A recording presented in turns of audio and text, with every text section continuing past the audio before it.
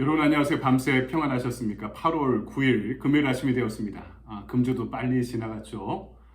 내일 아침에는 6시 30분에 둘루스 오피스에서 오프라인 기도회로 함께 모이도록 하겠습니다.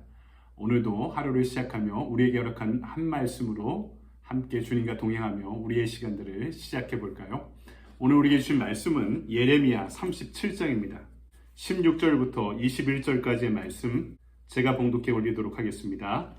예레미야가 뚜껑 씌운 웅덩이에 들어간 지 여러 날 만에 시드기야 왕이 사람을 보내어 그를 이끌어내고 왕궁에서 그에게 비밀이 물어 이르되 여호와께로부터 받은 말씀이 있느냐? 예레미야가 대답하되 있나이다. 또 이르되 왕이 바벨론의 왕의 손에 넘겨지리이다. 예레미야가 다시 시드기야 왕에게 이르되 내가 왕에게나 왕의 신하에게나 이 백성에게 무슨 죄를 범하였기에 나를 옥에 가두었나이까? 바벨론의 왕이 와서 왕과 이 땅을 치지 아니하리라고 예언한 왕의 선지자들이 이제 어디 있나이까? 내 주 왕이여 이제 청하건대 내게 들으시며 나의 탄원을 받으사 나를 서기관 요나단의 집으로 돌려보내지 마옵소서. 내가 거기에서 죽을까 두려워하나이다. 이에 시드기야 왕이 명령하여 예레미야를 감옥들에 두고 떡 만드는 자의 거리에서 매일 떡 한 개씩 그에게 주게 하며 성중에 떡이 떨어질 때까지 이르니라. 예레미야가 감옥들에 머무니라. 아멘. 주님의 말씀입니다. 주님께 감사드립니다.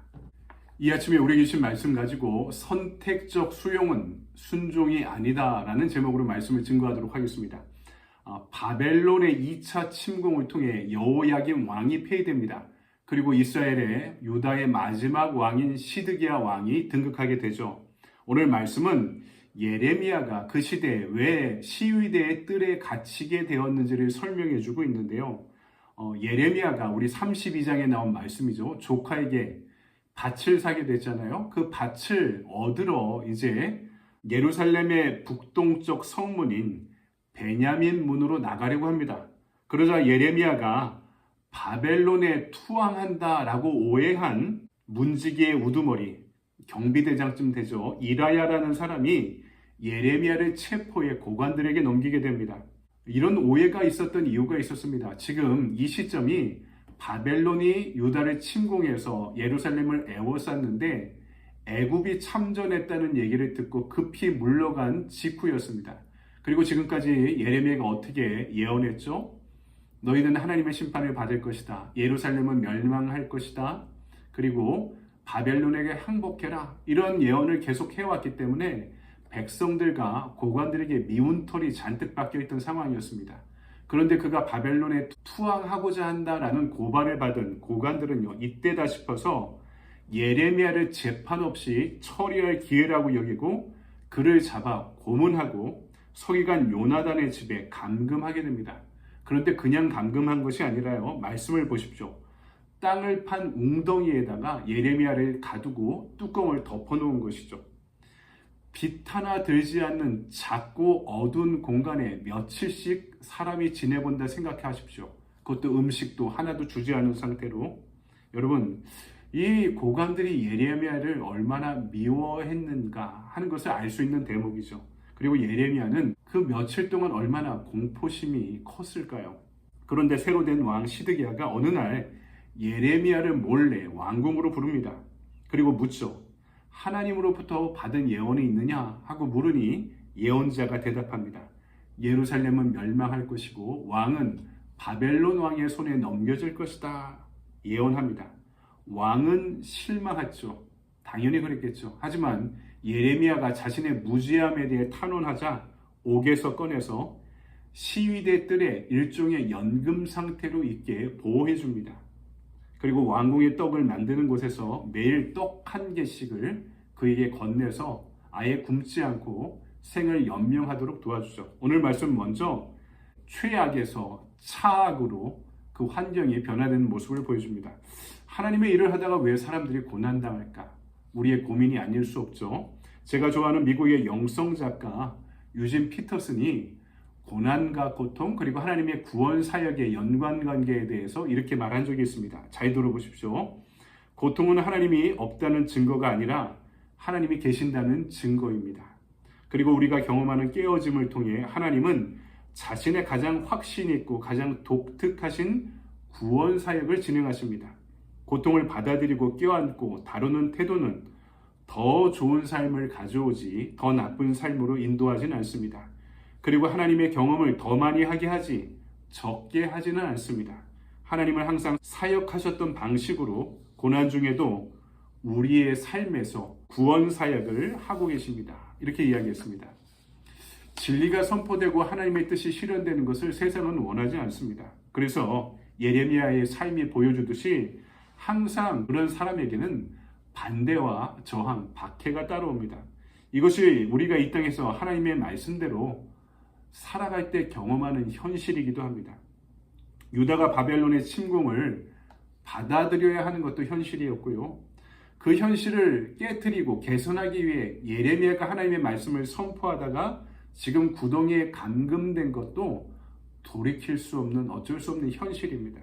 하지만 그 가운데도 하나님의 말씀은 계속 선포되어야 했던 것이죠. 이럴 때마다 하나님께서는 하나님의 사람을 도와 환경이 조금씩 개선되도록 도우신 것입니다. 그런데요, 우리가 원하듯이 한 번에 쌈박하게 해결되는 방식이 아닙니다.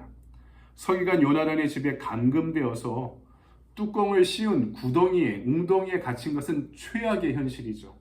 빛이 들어오지 않는 곳에 몸을 움직일 수 없는 웅덩이에, 그것도 아무 음식도 주지 않은 상태에서 며칠을 지냈다 생각해 보십시오. 평범한 사람이라면 미치거나 굶어 죽거나 둘 중에 하나인 상황이었을 것입니다. 이것은 최악의 현실입니다.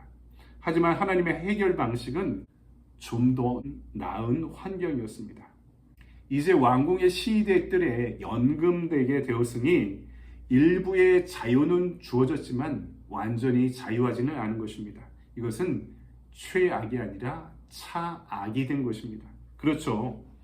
우리의 환경이 개선될 때 우리가 원하듯이요, 최악에서 쌈박하게 한 번에 최선의 환경으로 변화시키지 않아 주실 때도 있습니다. 내가 원하듯이 복권에 당첨되듯이 일확천금의 환경의 급격한 변화가 예수 믿는다고 일어나지 않는다는 것입니다. 예레미야는 최악의 상황 속에서도 하나님의 말씀을 묵상하고 자신의 소명에 집중했습니다. 그래서 그 최악의 상황을 견딜 수 있었던 것이죠. 하지만 그 상황의 위중함을 알고 계신 하나님께서 좀 더 나은 환경으로 개선시켜 주신 것입니다. 붙잡힌 현실은 그대로였지만 환경은 나아지게 된 것이죠. 여러분, 그것이 중요합니다. 우리가 하나님의 일을 하다가 선한 일에 동참하다가 어려운 일을 당할 수 있습니다. 반대와 박해에 직면할 수 있습니다. 하지만 하나님께서는 하나님의 사람들을 위해서 단계적으로 계속해서 그 환경을 개선시켜주고 계시는 것이죠. 문제는, 중요한 것은 내가 그 어려움을 감당하고자 하는 각오와 결단이 되어 있는가 묻고 있는 것입니다.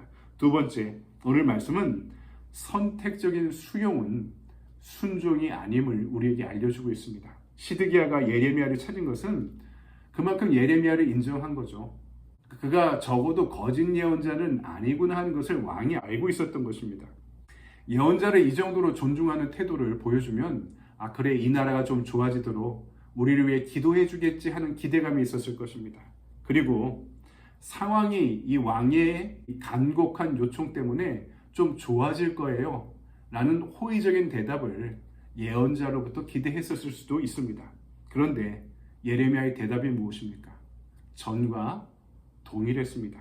예루살렘은 멸망할 것이고 왕은 바벨론 왕의 손에 사로잡히게 될 것이다. 그러니 항복해라.